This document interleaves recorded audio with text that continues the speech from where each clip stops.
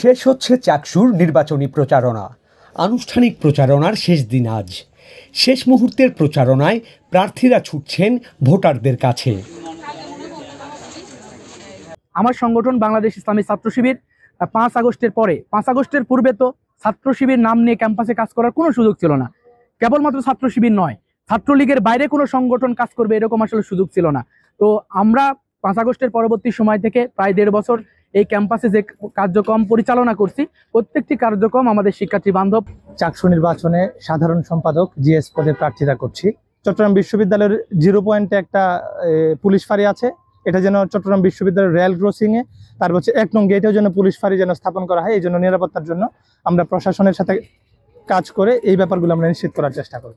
Poster আর ইশতেহার হাতে বিশ্ববিদ্যালয়ের এক প্রান্ত থেকে অন্য প্রান্তে ছুটে যাচ্ছেন প্রার্থীরা। চেষ্টা চালিয়ে যাচ্ছেন ভোটারদের মন জয় করার।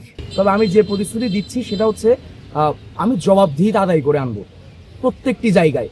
যে গত 36 বছর ধরে যে সিনেটে কোনো প্রতিনিধি নেই ছাত্রদের, আমাদের যে সিনেটে বিশ্ববিদ্যালয়ে 1 বছরে যত আকাজ কুকাজ হয় এগুলো হচ্ছে যে আপনার সিনেটে এগুলো হচ্ছে যে আপনার বৈধ হয়ে যায় সিনেট ভবনের মাধ্যমে। এই যে কয়টা শিক্ষক নিয়োগ হলো, কয় জায়গায় কত টাকা বাজেট হলো, শিক্ষার্থীদের জন্য কয় টাকা ব্যয় করা হচ্ছে, কোন খাতে ব্যয় করা হচ্ছে, এই সংক্রান্ত হিসাব নিকাশগুলো ছাত্রদের সামনে আমি উপস্থাপন করব। 25শে সেপ্টেম্বর থেকে শুরু হয় প্রচারণা পর্ব। টানা 2 সপ্তাহ ধরে ক্যাম্পাসে চলছে নির্বাচনী উত্তাপ। শেষ মুহূর্তের প্রচারণায় বিশ্ববিদ্যালয়ের বিভিন্ন পয়েন্টে ভোটারদের সাথে দেখা করছেন প্রার্থীরা, দিচ্ছেন নানা প্রতিশ্রুতি, জানাচ্ছেন সার্বিক পরিকল্পনা। আমি যদি নির্বাচিত হই, আমার কাছে মনে হয় আমার ক্যাম্পাসের সবচেয়ে বড় দুটো যে মৌলিক সমস্যা, আমি কোনো আসলে নতুন পলিসি মিটিং এ যেতে চাই না। আমি শুধুমাত্র মৌলিক সমস্যা বা মৌলিক যে রাইটসটুকু শিক্ষার্থীরা পায় না সেটা নিয়ে কাজ করতে চাই। তার মধ্যে একটা হচ্ছে শিক্ষার্থীর আর্থিক নিশ্চয়তা দেওয়া। আমি চাইবো যে আমাদের আধিপত্যবাদী সংস্কৃতি থেকে বাংলাদেশ সংস্কৃতিকে কিভাবে একটু বেশি ফুটিয়ে তোলা যায় শিক্ষার্থীদের মাঝে, দেশের মাঝে, দেশের সংস্কৃতিকে কিভাবে রিপ্রেজেন্ট করা যায়, আমি সে চেষ্টা করবো।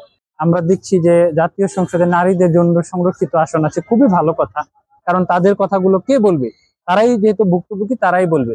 আমাদের প্রতিবন্ধী শিক্ষার্থীদের জন্য আসলে কোথাও নেতৃত্ব দেওয়ার মতো কোনো জায়গা বাংলাদেশের সরকারের পক্ষ থেকে এখনো পর্যন্ত নিশ্চিত করা হয় নাই।